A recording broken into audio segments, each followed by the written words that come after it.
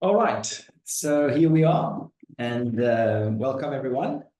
And thank you so much for joining our webinar on working, living, retiring, and investing in the beautiful island of Mauritius. I'm Philippe de Beer from Lane Properties, and I'm excited to share with you why Mauritius is such an attractive destination. I'll also cover how to obtain residency and purchase property here. We are very privileged to have two distinguished panelists with us today.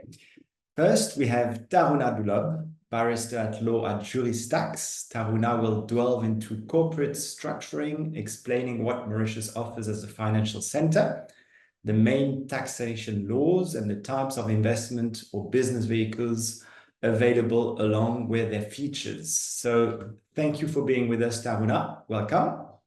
Thank you, Philippe. Hello, everyone. We also have Dr. Ralf Kohlhepp. He's a tax advisor, lawyer, and specialist in tax law from Weidmann Law in Germany.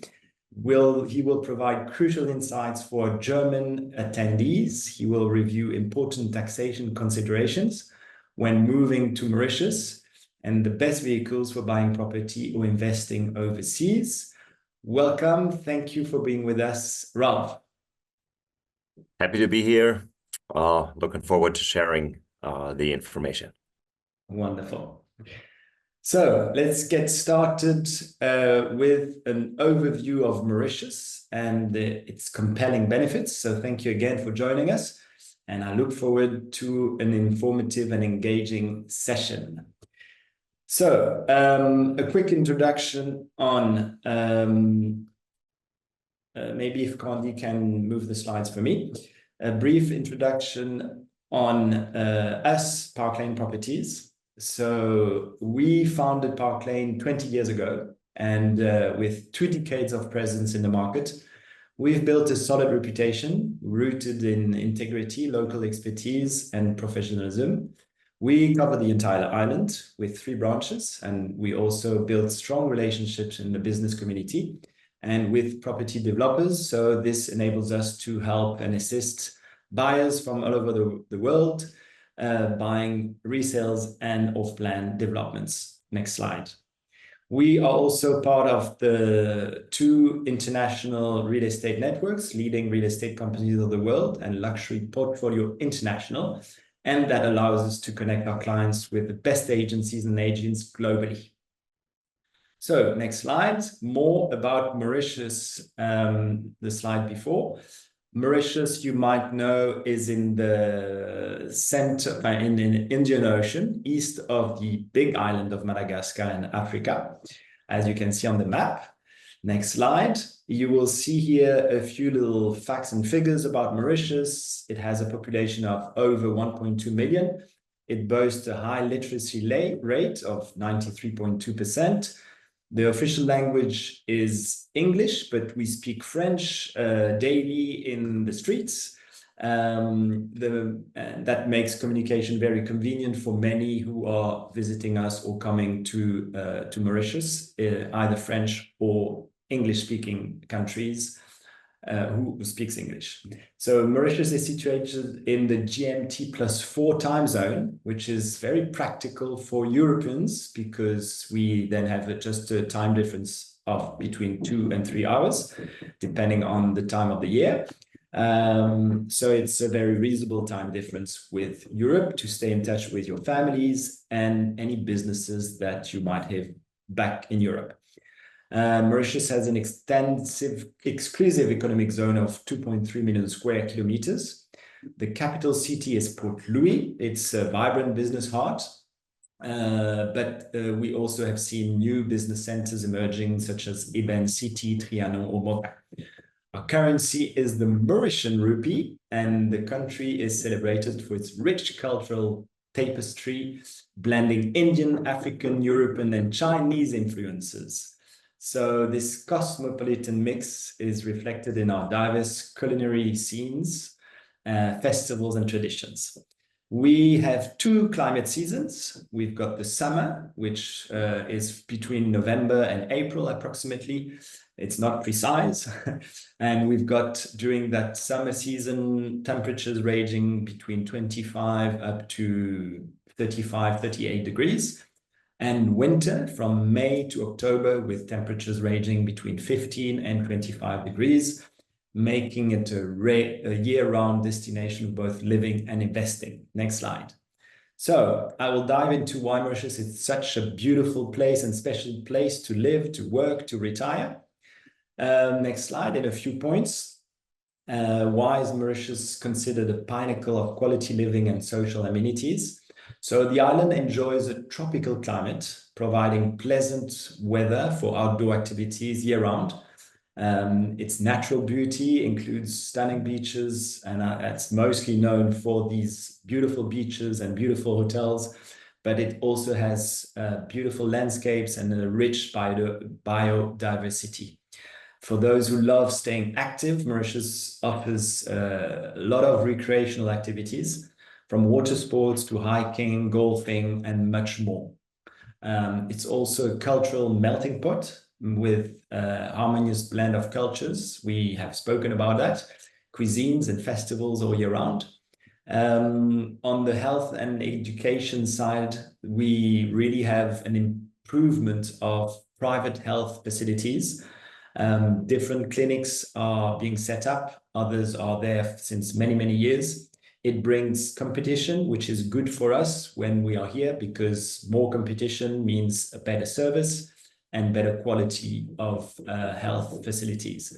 And educational wise, we've got private schools, English and French, and we also have universities and different curriculums of tertiary education set up in Mauritius, which attracts a lot of students. The community is very friendly and welcoming, and welcomes all the foreigners since many, many years. It's known for its tourism industry, but more and more the country is really welcoming expatriates to come and live here, retire, and bring their expertise and their knowledge. Mauritius really offers a laid-back lifestyle and promotes stress-free living. We work hard, but it's true that after hours, it's so good to go out on the beach with the family, and it actually really smooths who we are.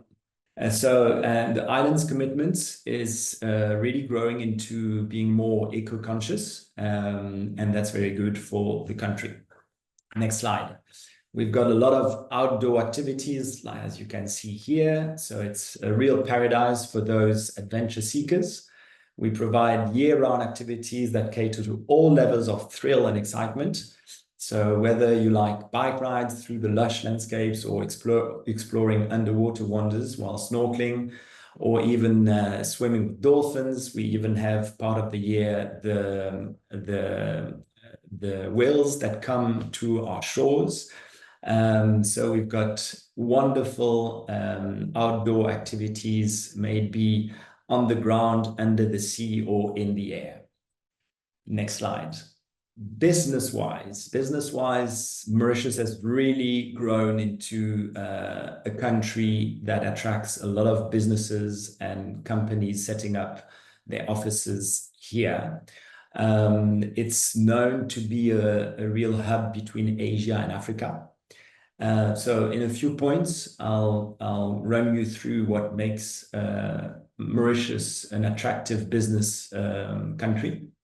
So it boasts a strong economic and political stability, and I think many people are looking for those qualities in a country. It is a democracy, a effective democracy.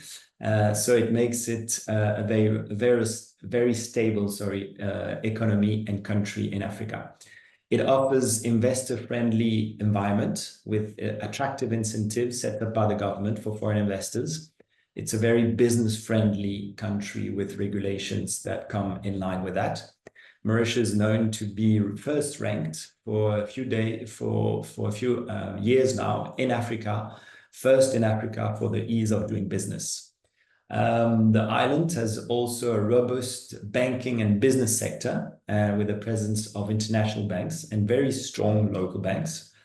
The taxation system is very favorable. That makes it one of the most attractive points of Mauritius, with a low tax jurisdiction. Numerous double taxation agreements, very important for people coming here, and access to a free trade zone, especially with Africa. Notably, there are, for example, no dividends tax, there's no wealth tax, there's the free repatriation of funds and profits. The legal framework ensures a very strong rule of law with transparent legal procedures. The judiciary is very separate from the political environment, so that makes it a very attractive country because of the separation of powers. Additionally, Mauritius is an innovation hub with growing sectors. We've seen fintech really growing, ICTs, renewable energies, and the skilled force, which is educated and bilingual, further enhances the business operations here. Investing in Mauritius means tapping into a dynamic and growing economy supported by a stable and conducive business environment. Next slide. Here are a few pictures of the buildings. Now, talking about the lifestyle, very important. That makes Mauritius so connected and culturally rich. So Mauritius enjoys a strategic location. I've talked about it. We are really the central hub for Africa and Asia. It is well connected with our international airport, connecting with direct flights to major global hubs, to obviously Dubai, but then also to Australia, Europe, direct flights. So we basically can bring you anywhere in the world through direct flights and indirect flights. The island boasts advanced telecommunication infrastructures. We've got high internet connectivity. We've got fiber optics being installed through the whole country. So that makes it very practical, both on the personal side and business side. The infrastructures, the roads is very well developed. The country is really investing a lot in roads upgrades and new motorways, new bridges, etc., just to make the whole country more efficient transport-wise. We also have a tram, which they are adding new stops and new connections to. Gastronomy is amazing. Every time I travel, I'm so happy to come back and enjoy the blend of international cuisine in Mauritius. It's a real blend between the Creole cuisine, the Chinese, the European cuisine, and it makes it a very, very great culinary experience every time we come back and we live here. The social scene is vibrant. It really welcomes the expat community since many, many years, and it offers a lot of networking opportunities for everyone. Next slide. So moving on to the cultural and luxury aspects, Mauritius, as you probably know, hosts a lot of international and local cultural events. It also has, and it's known for its beautiful luxury hotels. So around these hotels and all the industry of the luxury hotel has really developed an industry of tourism that welcomes the foreigners with the Mauritian smile, which is known worldwide. And through that, we really enjoy a wide variety of entertainment options, both indoors and outdoors, like I've spoken earlier on. Next slide. Here you've got a few pictures of Mauritius and the tram and the schools. And we have spoken of the diverse local cuisine influenced by flavors from around the world. Let's dive in the next slide to our residency programs. Very important. I think that attracts a lot of clients from all over the place, all over the world, sorry. So different residency routes. First, by investment. I will quickly brush over that. So if you make an investment of $50,000 in a business activity, you can obtain residency. It can also be just the net asset value that you invest, $50,000 into an existing or inherited business. And for renewal, you've got to attain a certain turnover minimum. Another option, it would be to invest in high-tech equipment. You've got here a list of some sectors which apply here, but especially agro-industry, renewable energy, ocean economy, etc., etc. So if you invest $25,000, a minimum of that, and also an aggregate of a minimum $50,000 in equipment, you can have residency. Next slide. Residency by investment, also investing $375,000 in a qualified business activity.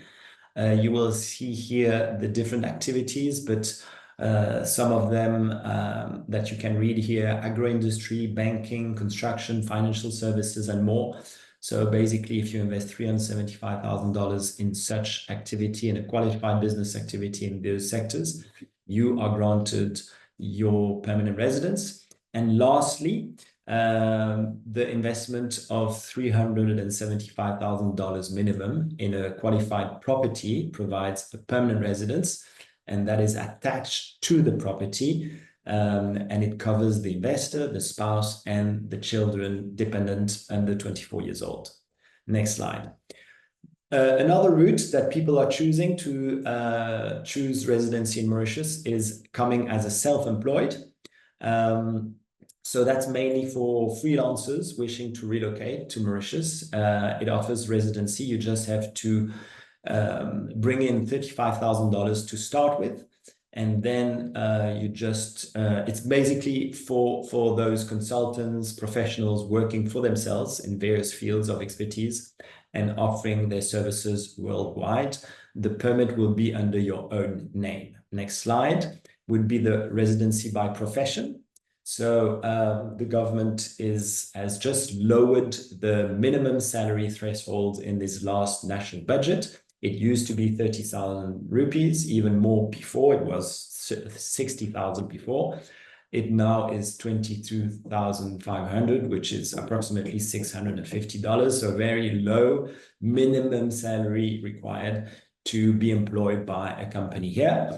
But we hope that will attract different fields of expertise and of employees from everywhere in the world. Additionally, we've got the Young Professional Occupation Permit, but we don't have many using that.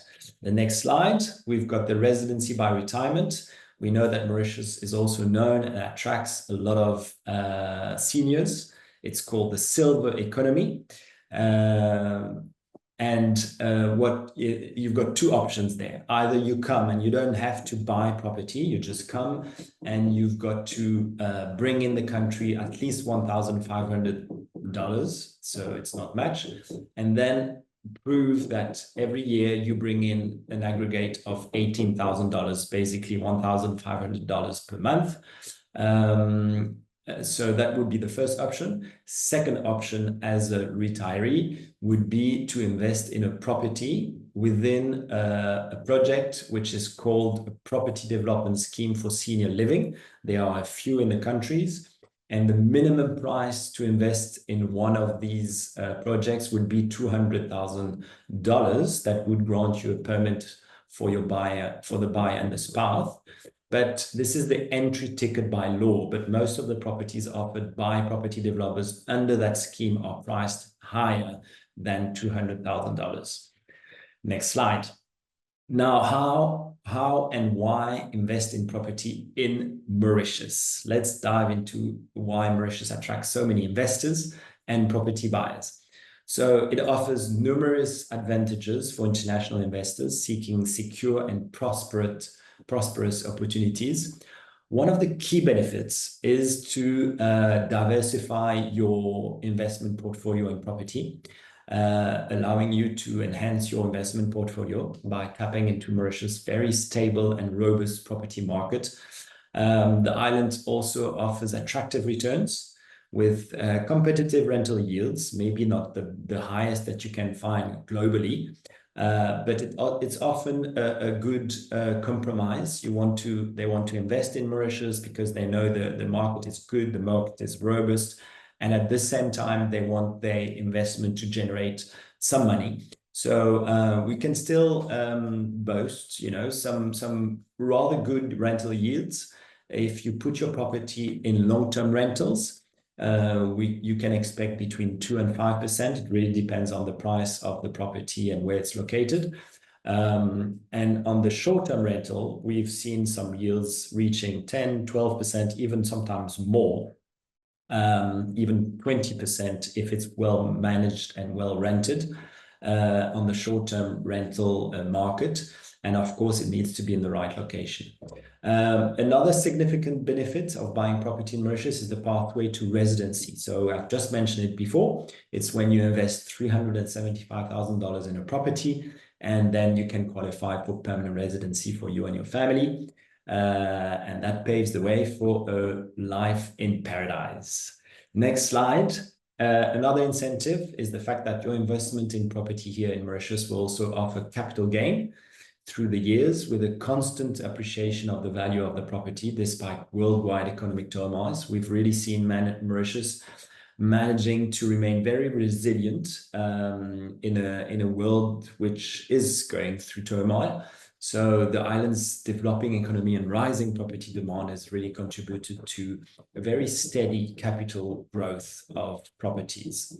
The tax efficiency is also noteworthy, with no property tax, no capital gains tax, very important, no inheritance tax. On that subject, obviously, you've got to, when the inheritance comes into effect, you've got to consider where the children are being taxed, because obviously their taxes might apply in their country where they are taxed.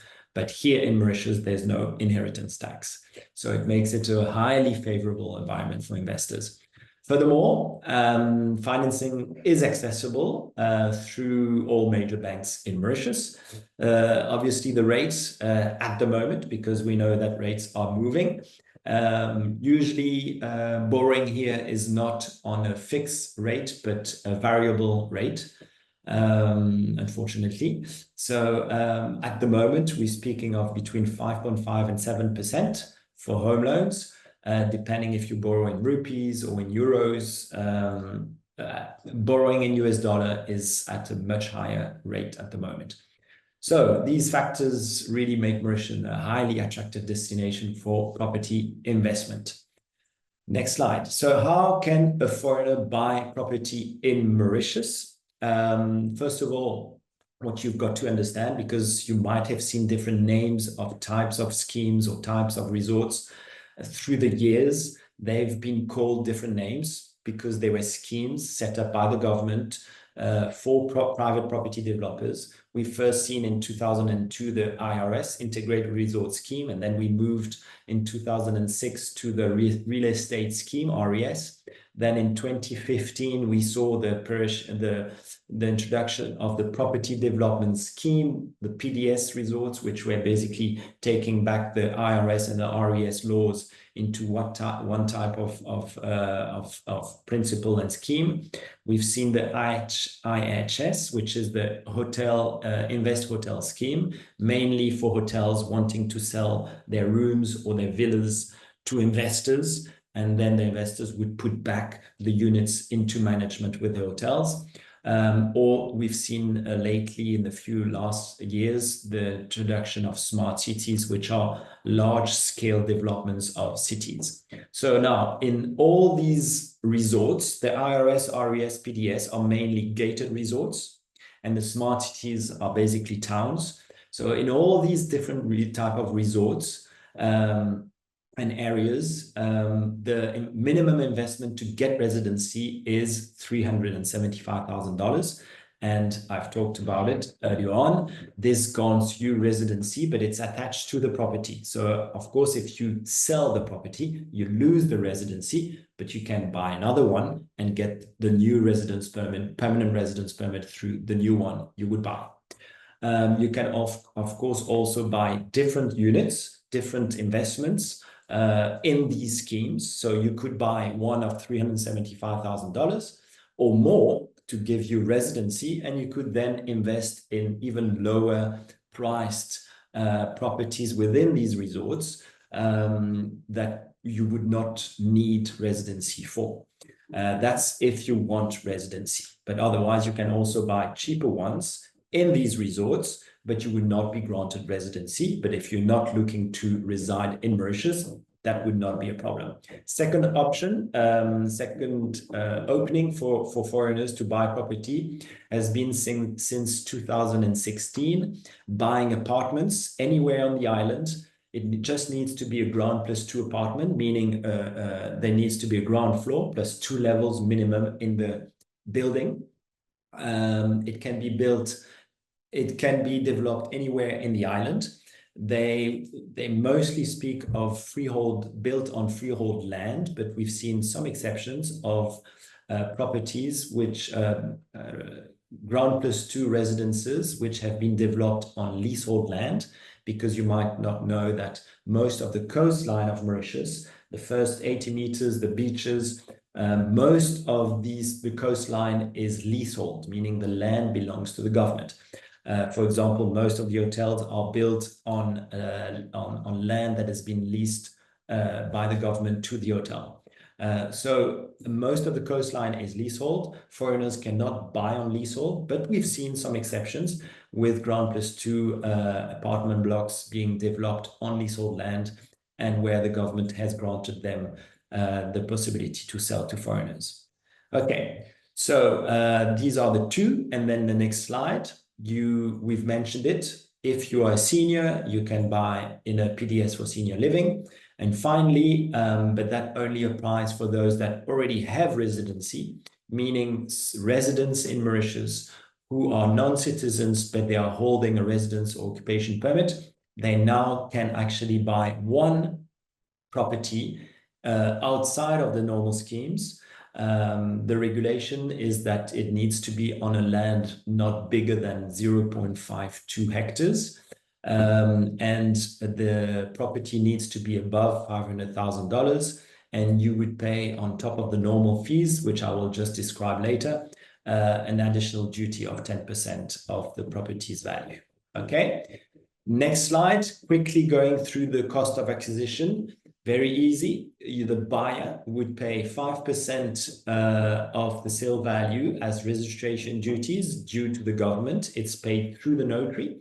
The notary fees are in 2 different categories. Let's say for the off-plan developments, you would pay 1% plus VAT on the 1%, so 1.15%. For the resales, it could be cheaper than that because there's a schedule to follow. So I've given you here 2 examples. If you buy property at $375,000, notary fees will be approximately 0.77%, and lower the higher the sale value of the property being. Agency fees, off-plan developments, if you go through an agency, you would not pay agency fees in most cases for off-plan developments. On the resale market, you as a buyer would pay to the agency 2% plus VAT on the 2%, so 2.3% of the sale value. Basically, you would only pay between 6.15 and 8.45% of additional cost to this price of the property. There you are. So I hope that was clear enough. And if you've got any questions, please don't hesitate in the Q&A box. And if you're live with us, but maybe at a later stage, you can also email us. Now, I'd like to welcome our next panelist. We've got Taroonah Doolub, which I introduced earlier on. And as I said, she will be speaking on corporate structuring and the financial benefits of Mauritius. So here you are. All to you, Taroonah. Thank you, Philippe. Hello, everyone. I'm very happy to be among the panelists today to talk about corporate structuring in Mauritius. Philippe has made a very detailed expose on the different ways that someone can become a resident in Mauritius. and on the why someone should consider Mauritius as her or his residency, and how to acquire property. But what does it imply in practice, coming to live in Mauritius in terms of taxation? What does it imply to come to Mauritius for doing business? What does it mean if you are considering to acquire in Mauritius? Should you think of acquiring in your personal name or via entity? What type of entity? So my presentation will be really revolving around all these different questions, and I'll be more than happy to hear more questions at the end of the presentation. So before I start on these technical part, just a few words on the firm here. What we do in terms of services, we are here to advise clients who want to come to Mauritius to invest, and whether they are looking for residency, whether they are looking for tax optimization, whether they are looking for succession planning, what type of structure will best suit their needs. This is our core business. This is our core service to our clients. We've been on the Mauritian jurisdiction for the last 15 years, and we are servicing about 2,000 clients today from Mauritius. So moving on, we are also present in other jurisdictions as a corporate service provider. Our headquarters remains in Mauritius, but we are able to provide the same service in the UAE, Singapore, Delaware, and other countries. Just a note. And our services, like I've said, can range from setting up of companies, application of permits, residencies, work permits, and tax legal services, opening of bank accounts, which is quite hectic in many jurisdictions. So we offer that service to our clients. And this is a bit about us in terms of our corporate services. Coming on to, I think the gist of this presentation is why Mauritius? Why should you put Mauritius as one of your priority options if you're thinking about moving or investing or residing here? I'm going to focus on why Mauritius as a financial center. Mauritius has more than the financial center of Mauritius has been in existence for the last 30 years now. So it's not a new financial center. We've been in the region for quite some time. We have had the opportunity to put forward the country in many international forums. And as Philippe has mentioned, we are ranked first in terms of ease of doing business in Africa for several consecutive years. And this was different reasons. First of all, we are well situated between Africa, Asia. Our time zone is ideal when it comes to doing business with two different parts of the world. We have a very highly qualified labor force in Mauritius. We are small in terms of population for sure. 1.2 million people is not a lot, but the people on the ground, we are bilingual, certainly more than 2 languages. So we are able really to service people from different countries speaking English or French. We have a very low crime rate in Mauritius. And being in Africa, we know one of the issues that clients normally have is in terms of security for themselves, for their family. The crime rate in Mauritius and violence rate is very low. We are politically very stable as a country where democracy, the rule of law prevails in Mauritius. And we have managed throughout the years, develop a very nice, I would say, extensive network of non-double taxation agreements with different countries, including European countries, African countries, and Asian countries, which enable anyone who wants to use Mauritius as a platform for business to benefit from those tax reductions and exemptions. So this is a bit about the International Financial Center. Moving on the taxation part in itself, we are, I would say, a relatively low tax jurisdiction. So there is a flat tax rate of 15%, which normally applies to all entities being set up in Mauritius. But there is a possibility to have a reduction on the flat tax rate of 15%, which may make it come to 0 or 3%. So I'm going to go into more details later on, but this is more or less the tax rate that prevails in Mauritius currently when we are talking about Mauritius entities. In terms of personal income tax, previously we were at 15% tax rate flat, just like entities. But recently there has been some changes in the tax laws in Mauritius, and now we have a progressive taxation system for Mauritian residents. So it starts from 0 to 20% for the tax rate on personal income. So this is something which is new here in Mauritius. There is no foreign exchange control in Mauritius. There is no capital gains tax, which Philippe has explained previously. There is no withholding tax on payment of dividends from any Mauritian resident companies, no withholding tax on dividends, interest, and royalties. Very important as well, if ever you're planning to set up a company in Mauritius, there is no minimum capital requirement for a basic company setup in Mauritius. So there is no need to come to Mauritius, though it's a beautiful island, and I'm sure if ever someone is considering doing business, the first thing he would put on his agenda is to come here. But to open the company in itself, you do not need to be physically present on the ground. And this is not only for the company, but also for the bank account opening. Many of our clients have done the bank account or the company setup remotely. And this is very different from other financial centers which require physical presence either for the setup or the bank account opening. So this is something which also helps Mauritius to continue attracting foreign investors. Like we've mentioned, we have 46 double taxation avoidance agreements, 21 with African countries. We have investment promotion and protection agreements with many countries, including Africa, to make sure the investments of foreigners are being protected and there is no expropriation by the government. So,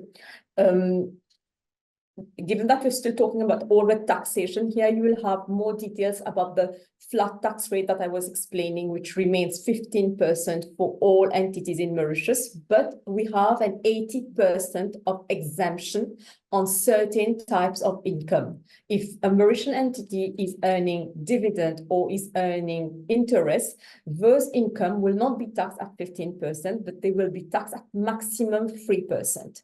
If those type of income are already being taxed in another country, we can claim a foreign credit on those income, and eventually the tax rate will be further reduced to 0%.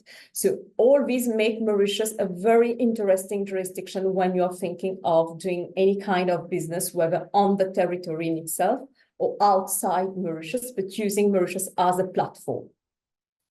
Moving on from here. Eventually, I think we've all gone through this. There is no inheritance tax, no death duties, no wealth taxes in Mauritius. So this is something which I believe many of our clients are very, I would say, very keen on learning more. People who would come to us would be either coming, like I've said, for tax optimization or for succession planning. And the reason why Mauritius remains a very interesting jurisdiction for succession planning is eventually because there is no inheritance tax, death duties, or wealth taxes. And the reason, the way the law are in existence in Mauritius, they give you the possibility of creating different types of vehicles which become substitutes of wills or the succession laws of your country. And I'm going to browse through a bit later on those type of succession planning vehicles. And if you will have a look at this slide, it's all about people who want to come and live in Mauritius, residing in Mauritius, meaning you can decide to have only a residency permit via the acquisition of one of the immovable property that Philippe has mentioned, or you can decide to come and look for a job in Mauritius, which means that you're going to come and stay in the country, or you can decide to come and have a residency permit via investing into the country. Whichever option you will choose, it's important to make a distinction between residency permit as such and tax residency of a person. So any acquisition will automatically give you a residency permit, but if you want to become a tax resident in Mauritius, you need to be in the country physically for 183 days in a year.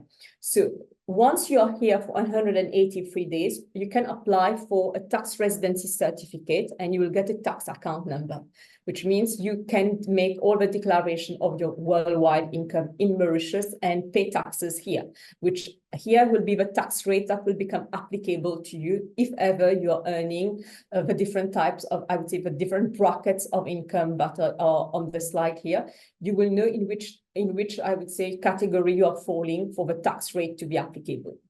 And this is relatively new for all of us, even the Mauritians here. But which is interesting is normally earlier it was 15. Now we know certain people can pay less depending on how much they're earning, which is much more fair for them. If we continue, I would like to touch base on the, I would say, the best sellers of the Mauritius International Financial Center, and which I would say would join a bit the discussion about when people would come to Mauritius, they will think, should we buy in our own name, in our personal name, or should we consider setting up an entity in Mauritius to make the acquisition?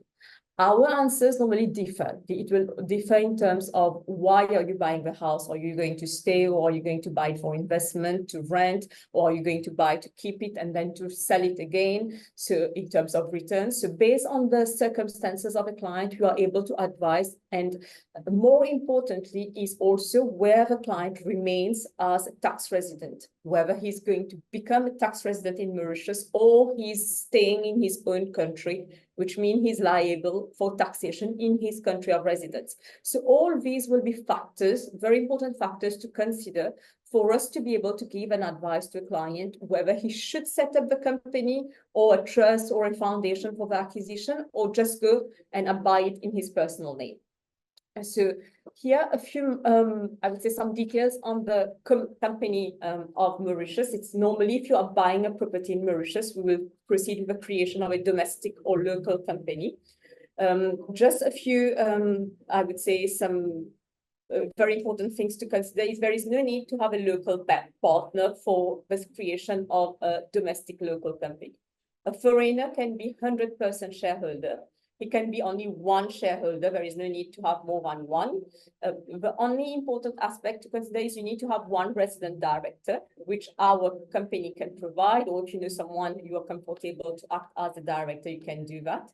There is a need to have a company secretary in certain cases, which we will provide.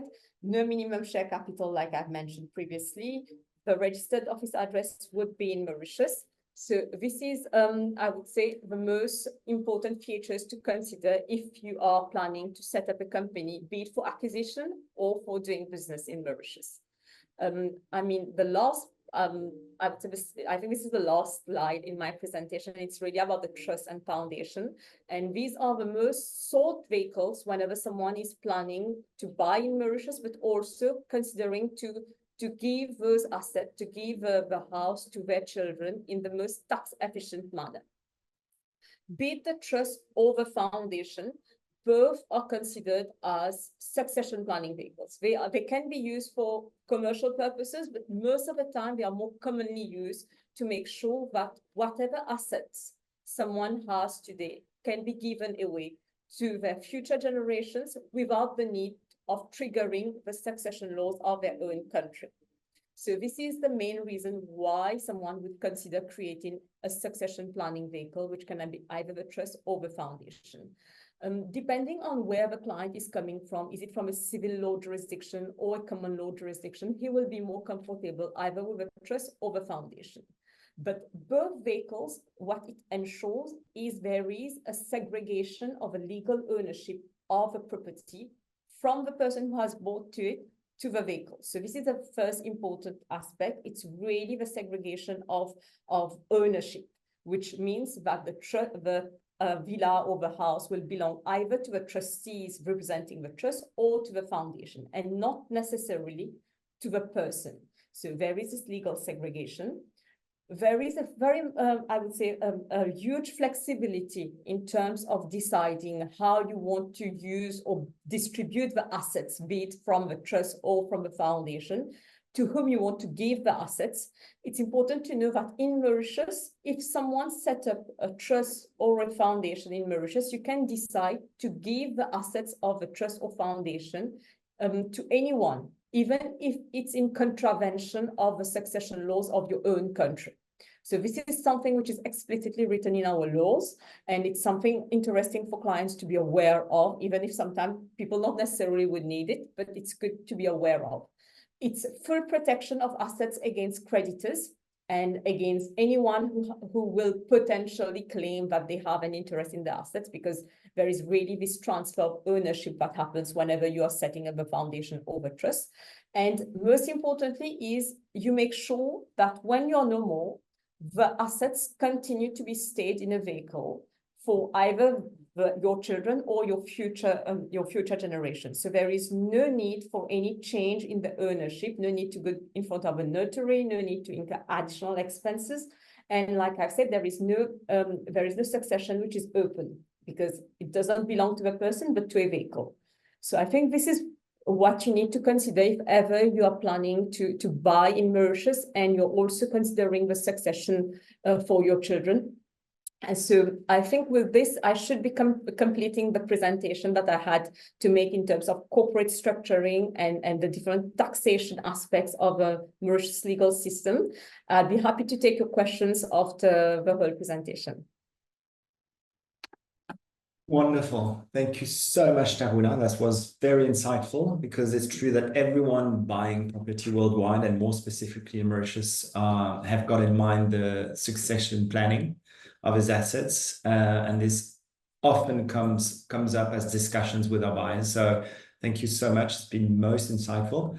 And once again, if any of you are listening up and have any questions, don't hesitate to contact Taroonah by email after the webinar, or by question just now. So last but not least, I welcome Ralf Kohlhepp, who will provide, as I said in the beginning, a review of important taxation consideration when moving to Mauritius as a German national, and the best vehicles for buying property or investing overseas.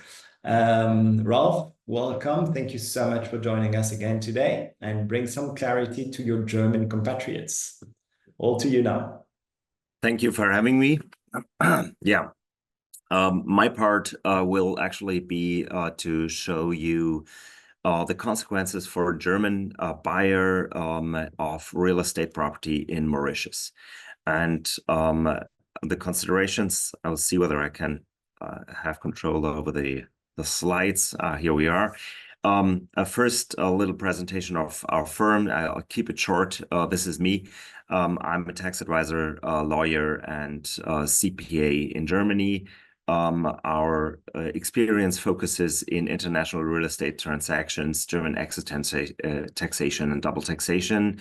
And my partner with me in our boutique law firm is Christina Weidmann, and she's a notary public in Berlin, which is important if you need documents notarized, etc., which is a very common thing if you act in international real estate transactions.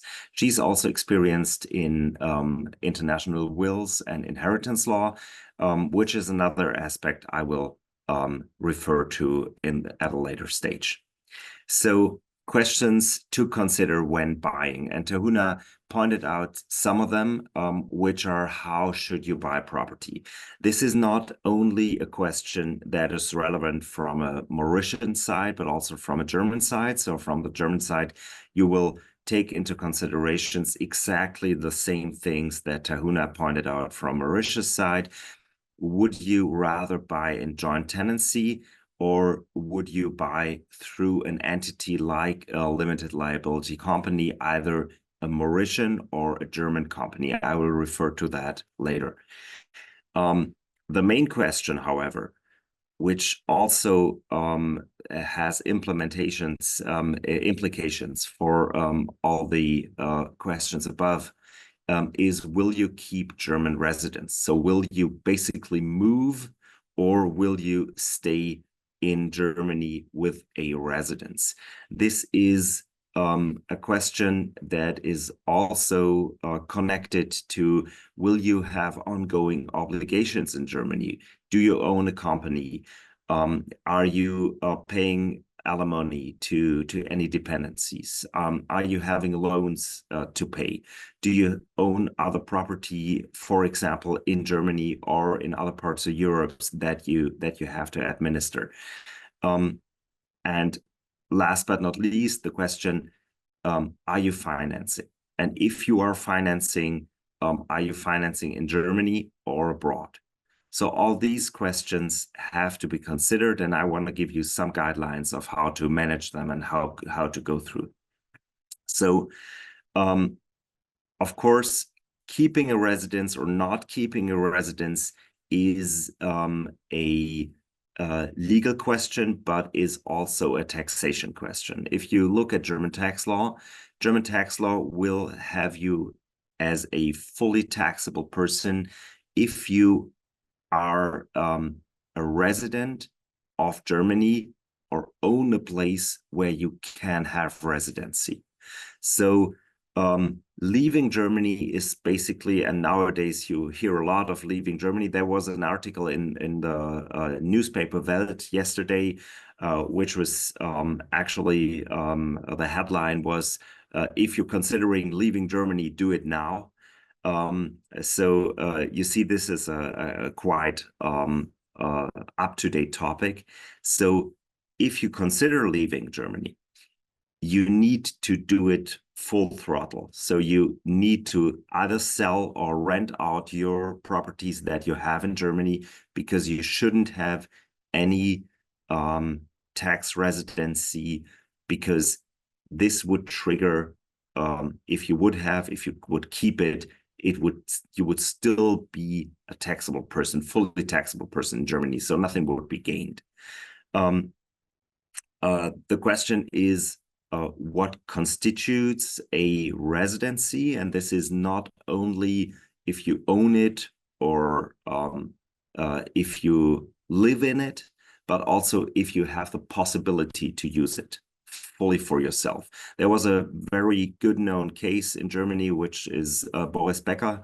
It has been some years, I know. He was a famous tennis player, and he moved to another tax haven in Europe. However, the famous saying under tax professionals is he kept his toothbrush in his sister's apartment. And her sister gave him full access to that apartment. So he was still considered a fully tax resident in Germany, which of course came into effect not once he left, but years later. And so he had to repay a whole bunch of taxes. So if you do it right. The question of financing, this is so basically talk to someone if you want to do it. The question of financing, if I want to refer to my last point on that slide, is depending, of course, on interest rates and on how to put out securities for your for the loan. It also depends on whether you at all need to finance or if you can pay cash. I will leave these legal questions and I will move on to the, of course, I already touched tax. Tax is a main issue, but I will move on to the more tax implementation, tax issues. So the main thing to consider if you think of moving residency, leaving Germany, is Wegzugsbesteuerung, German exit tax. The funny thing is, even if you move to Mauritius and plan to actually keep your German residence, so you don't want to fully move to Mauritius, the exit taxation would hit. Why is that? That is because being also taxable in Mauritius as a resident there, you can have double taxation. There is a double taxation treaty. I'll touch that later. But if you move to Mauritius and if you still keep your German tax residency, there are certain parts of your global tax. For example, if you're selling a German company that are restricted for the German government to tax after you move. So restricting German taxation triggers exit taxation. What does that mean?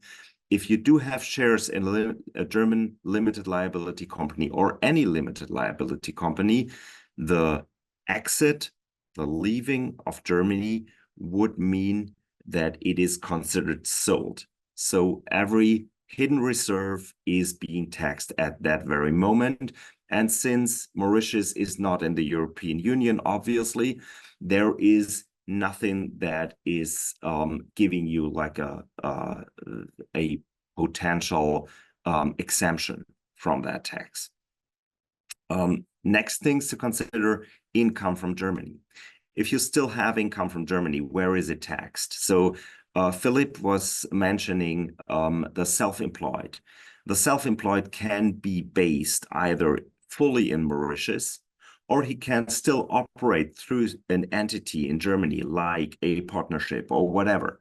So also these structures are very important to take into consideration in regards of your future taxation. For example, a German company that is not a limited liability company, but a partnership would be taxed where the main work is performed. So if it is performed in Mauritius, this German entity would actually have a subsidiary in Mauritius, which will also trigger taxation issues. So take that into consideration, consult with someone, discuss it before going. I already touched on keeping a residence in Germany. Double taxation treaty is in place between Mauritius and Germany. It has a tax credit system.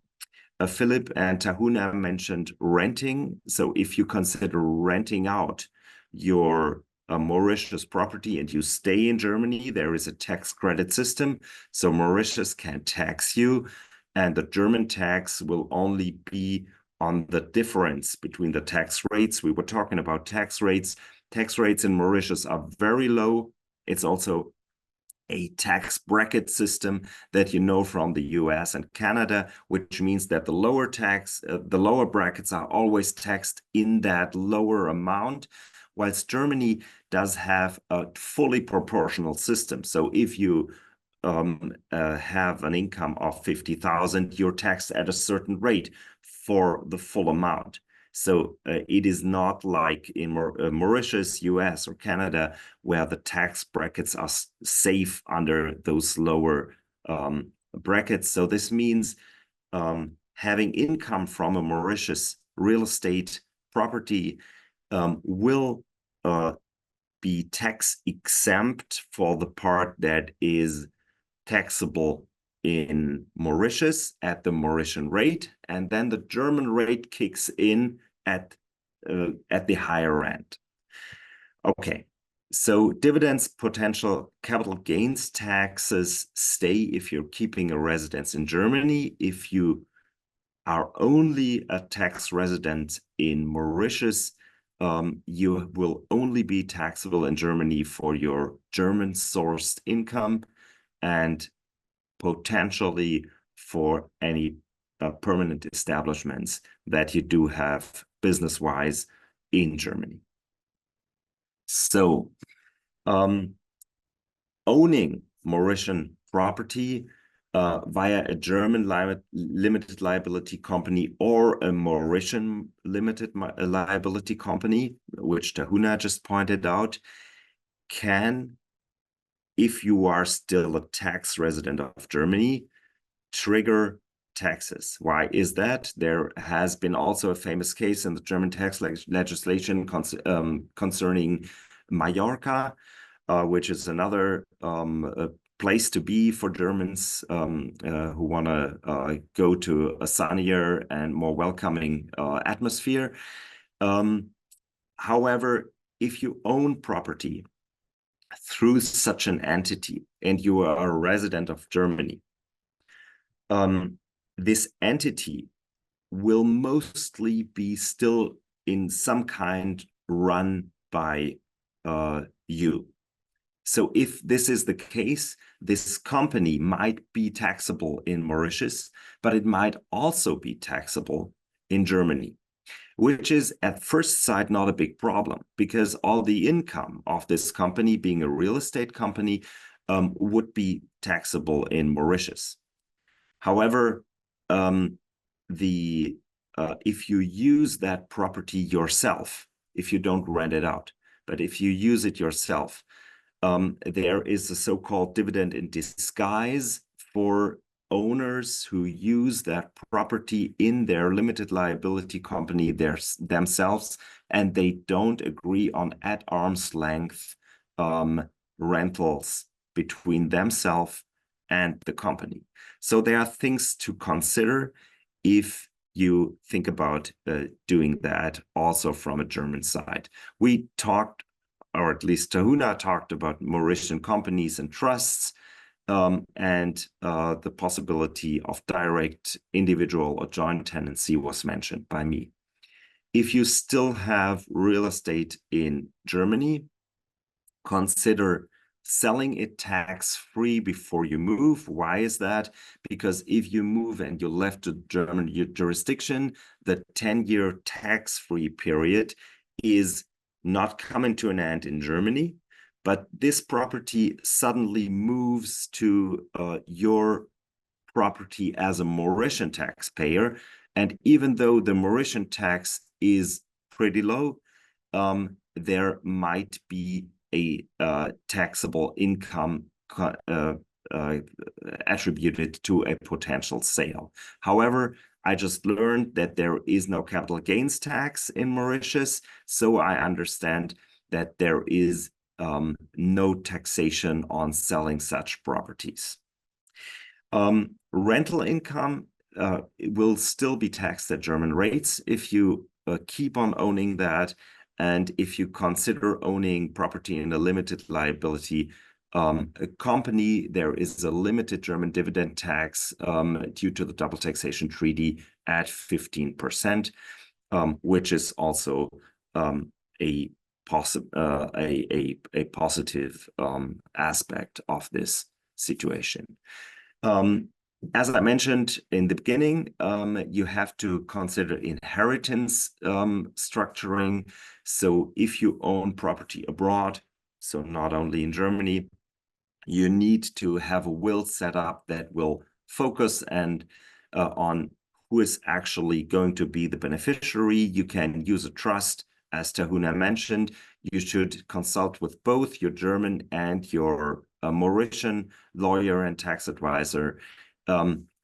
There are no inheritance, estate, or gift taxes in Mauritius, but please consider that after leaving Germany, there is a 5-year period in which you will still be subject to German taxation.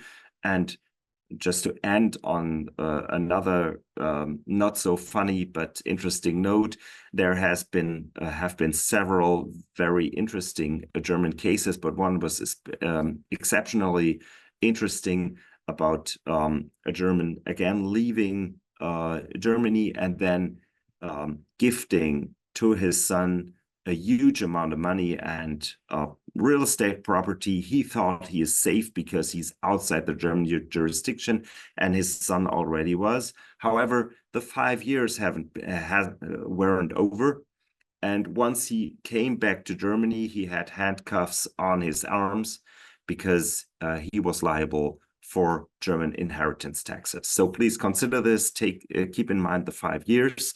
And consult with someone to discuss details. This is us. This is my presentation of the German tax consequences. Philippe, back to you. Thank you so much, Ralf. That was, I think, very important for all our German components it out. The rate at which Mauritius would tax him for rental income generated in Mauritius has always been 15%. Has this changed since the personal tax system has changed to between 0 and 20%? Do you know if it's changed, or if he's still paying a flat rate of 15% on his local generated income in Mauritius? I'm not sure. So, like we've mentioned, this new progressive system, it's yet to be put into application. It's the first year in which we have been advised that this will be now the new tax rate. Rental income eventually will be subject to taxation in Mauritius. So if a person is a tax resident in Mauritius, I believe he will need to fall within the brackets. Rental income would be constituted as part of his bigger chunk of income. And if ever the threshold exceeds the 15%, he may fall exceeding the tax rate more than 15% to 18 or 20%. So it will be computed in his whole tax liability, not as a standalone. But if he's a German taxpayer, that means he's not. Yeah, if he's a German taxpayer, he would still need to pay the tax rate in Mauritius. So then I believe it should be 15% because this is the income that he will be subject to the minimum here. I think so. So he would pay his 15% here. And then Ralf, he would pay additional taxes in Germany between the 15% and whatever rate he would be paying in Germany. He would just pay that surplus in Germany. Correct. Yeah. So actually, based on his Mauritian income, the German tax rate would be calculated. It would be a tax rate, I would just guess, above 30%. And the 15% already paid in Mauritius would be calculated against that. So the remainder would be the tax payable in Germany. Wonderful. That answers the question. I don't know if you think there's any questions that, Ralf, you might think of for any German national that is busy moving to Mauritius. Taroonah, anything that you think that might not have been answered? I think for me, it's the first time that I'm hearing about the German taxation system. I'm very surprised to I would say the similarity with the French tax laws in terms of exit tax. I thought they were the most tight and strict when it comes to taxation laws, but I think German are not very far from that. So we're catching up, yeah. Yeah, it's very important, like Ralf has mentioned, is to take proper advice when it comes time to acquire. Just not take it generally and say, okay, we need to set up a company in Mauritius to make sure we benefit from the taxation system in Mauritius. We need to be very careful as to the impact and the consequences of that in Germany. So it's good to know that Germany is a country where the taxation system is not very light and quite specific. So advice, and I would say tailor-made advice, is of crucial importance to anyone considering acquiring in Mauritius. Exactly. Well, I think that ends our presentation of today. I just want to thank all those who attended to our webinar, those who connected, and all those that will listen later. I want to really thank Taroonah and Ralf for being here with us today and bringing your wealth of expertise and experience in the fields. So we remain available, each one of us, to facilitate your expatriation and your maybe your fiscal expatriation from Germany. And we welcome you here on Taroonah's and my side to bring you our expertise locally. So feel free to contact us. You've got our contact details that we've put on the slides just before. You can refer to it. And that is it. So from the three of us, we thank you again. Thank you, Ralf. Thank you, Taroonah. And speak soon. Thank you, everyone. Bye, everyone. Thank you. It was a pleasure. Bye-bye.